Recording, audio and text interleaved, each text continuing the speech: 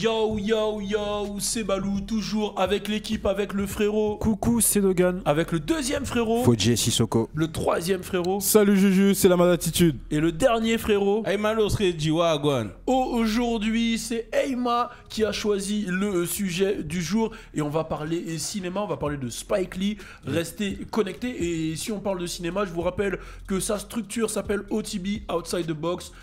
Totalement dans la réalisation, et dernièrement ils ont réalisé le clip de Louis Aoda sous forme de film, et il y en a un autre qu'on avait fait l'année dernière sous forme de film, je sais pas si on doit leur sortir, où il y a Fodji en acteur principal. Moi je suis très très chaud de le ressortir. Tu dis qu'on leur sort en On le ressort, frère. C'est celui où je suis habillé en blanc? Ouais, voilà.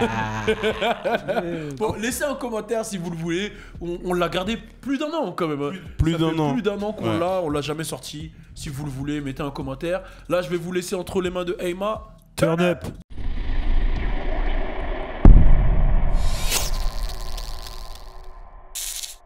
Donc Ayma, dis-nous tout le sujet d'aujourd'hui. Yes.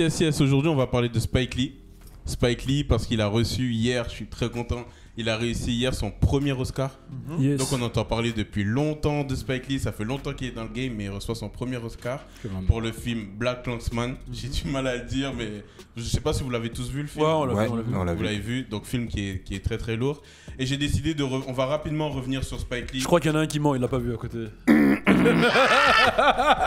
l'ai pas fini. Tu l'as pas fini? Tu l'as pas fini, t'as fait quoi au lieu de le finir? Ah là là.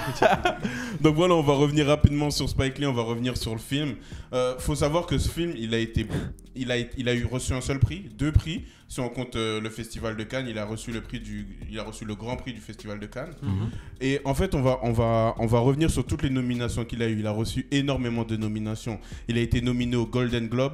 Avant ça, tu peux nous expliquer le film? Parce que là, tu dis toutes les Mais nominations. en fait, j'ai envie d'expliquer le film après, en fait. Mais attends, mais il faut qu'on sache au moins c'est quoi le film. Bon, on explique Parce le que là, film. t'expliques le film, déjà, ils savent même pas de quoi tu parles. Tu donnes toutes les nominations. Explique le film, On va expliquer le film. En gros, le film, c'est l'histoire d'un policier noir. C'est au début des années 1970. Le premier policier noir d'Atlanta, si je me trompe pas, c'était le premier policier noir. Et en gros, au début, dans le film, on nous montre vraiment qu'il y a une pression sociale entre les blancs et les noirs. C'était l'époque, carrément.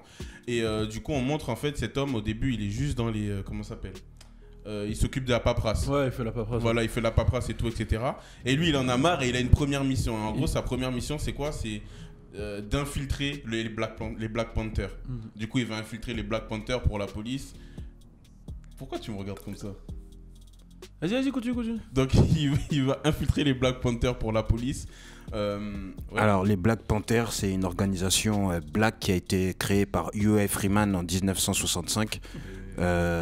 Du coup, tu peux y aller. Ouais. Ah ouais, il a sorti le dico qui était en lui. Ah, carrément. Oh, j'étais pas prêt là. Il a sorti la c'est bien, c'est bien. l'octogone. Tout.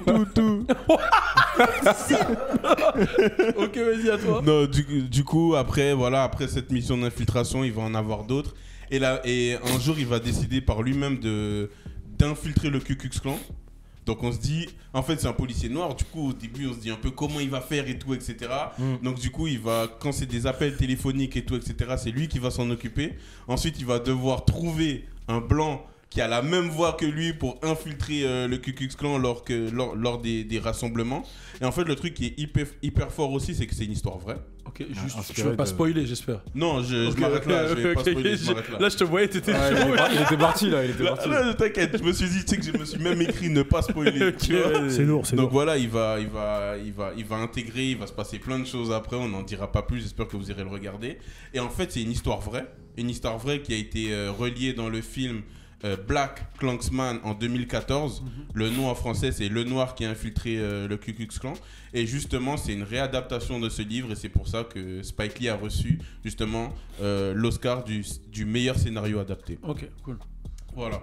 Donc, ce qui est hyper fort dans ce film et ce qui est hyper fort dans ce que Spike Lee a voulu faire et qu'il a toujours voulu faire parce que c'est vraiment une personne qui défend la cause noire aux États-Unis, c'est que le film, en fait, c'est un parallèle avec l'époque actuelle.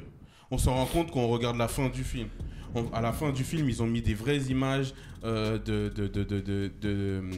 des mouvements qu'il y a eu à Charlottesville, les gens qui manifestaient et qui se sont fait écraser par un suprématiste blanc. Je vous jure que la fin du film, elle donne des frissons carrément.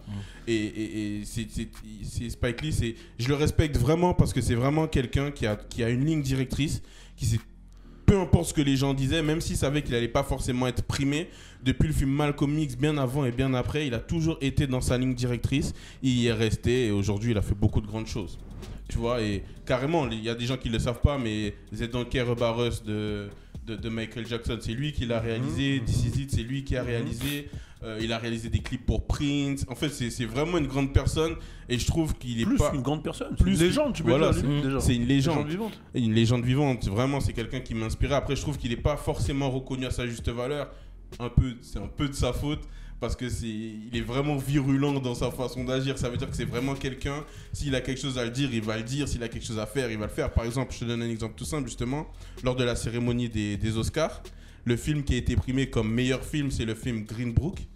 Tu sais, dans le film, il y a l'acteur qui a joué dans Luke Cage, le méchant et tout.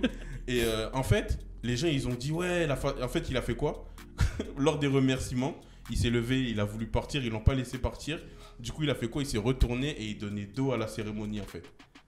Ouais, c'est pas clé, quoi. Et en gros, les gens, ils ont dit, ouais, c'est un mauvais perdant et tout, etc. Mais c'est même pas pour ça, ça va encore plus loin. En fait, ce film-là, il raconte l'histoire entre Don Shirley, qui était un musicien noir, et son chauffeur, qui était un blanc italien raciste, tu vois, leur amitié, justement, parce qu'ils sont devenus amis. Et la famille de Don Shirley a dit que l'histoire, elle était carrément fausse. Tu vois, et ça a fait une grosse polémique aux États-Unis et carrément ils ont dit que ce film-là en fait il est fait pour répandre cette idée, c'est les gens qui pensent ça, hein, répandre cette idée du blanc sauveur qui sauve le noir et tout, etc.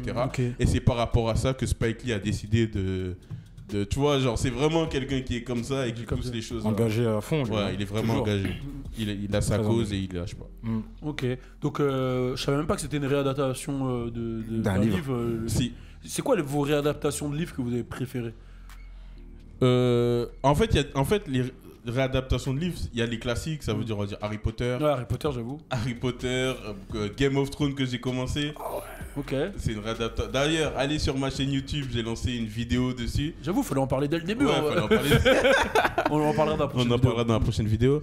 Game of Thrones, vous, il y a quoi? Lui, c'est. Je pense que c'est. Le truc là de.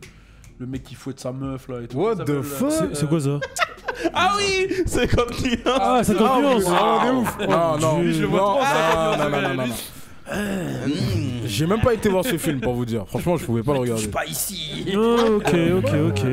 Non, moi j'avoue Harry Potter quand j'étais petit peu. Après, Après, vas-y, toi t'allais dire quoi? Le Seigneur des Anneaux, j'ai dit. Ouais, aussi. J'avoue, Seigneur des Anneaux, j'ai jamais été trop à fond dedans. Bah, en fait, le Seigneur des Anneaux, quand j'étais petit, j'aimais pas. J'ai re-regardé après, j'ai moi, validé quand même.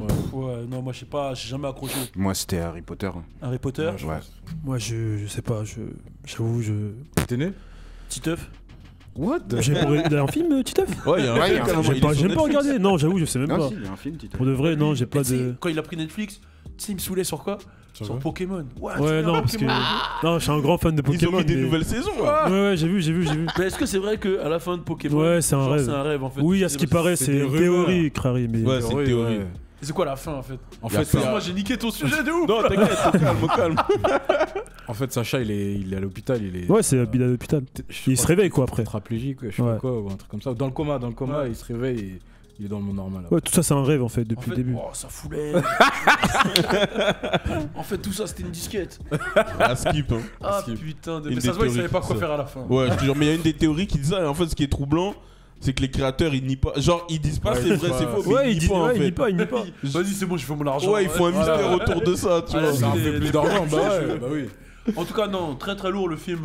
Ouais, franchement, très très lourd. Le film, il est lourd. T'avais commencé les nominations, t'avais pas. Ouais, ce film-là, il a eu beaucoup de nominations au Golden Globe en tant que meilleur film dramatique. Lui, il a été nominé en tant que meilleur réalisateur, meilleur acteur dans un film dramatique pour l'acteur principal. Il a même aux Oscars, il a même eu une nomination pour le meilleur montage. Pour le monteur, lourd, tu vois. C'est lourd. Et voilà, ça veut dire c'est vraiment un film qu'on savait qu'elle allait être primé d'une manière ou d'une autre, tu vois. Il a eu l'Oscar du meilleur scénario adapté, qui est vraiment quand même un bon Oscar. Tous les Oscars sont bons, mais c'est vraiment un bon Oscar, tu vois. Après, je pense que par la suite, je sais pas ce que vous en pensez, mais je pense que Spike Lee, il a pas forcément été primé plus tôt, parce que pour moi, des films comme Malcolm X, etc., auraient dû être plus primés, etc. Après, je pense qu'il n'a pas forcément été primé plus tôt, parce que c'est l'époque qui ne le voulait pas, ou c'est le sujet qu'il abordait à une certaine époque qui faisait que c'était trop dur. Au moment où, ouais, ok. Voilà, tu vois.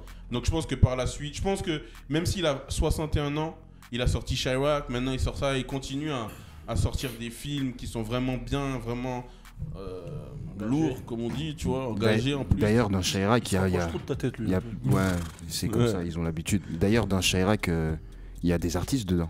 Ouais, voilà. Il y a qui comme artiste? Chirac, il y a des artistes. Pourquoi tu le menaces là? Non, je le menace pas, parce qu'il m'avait dit, j'ai juste oublié. C'est Ouais, tout. Là, comment tu l'as dit? Non, mais parce qu'il dit, tu vois, il a quand même dit Chirac et voilà, c'est tout. Non, je sais que dedans, il y a Nick Cannon.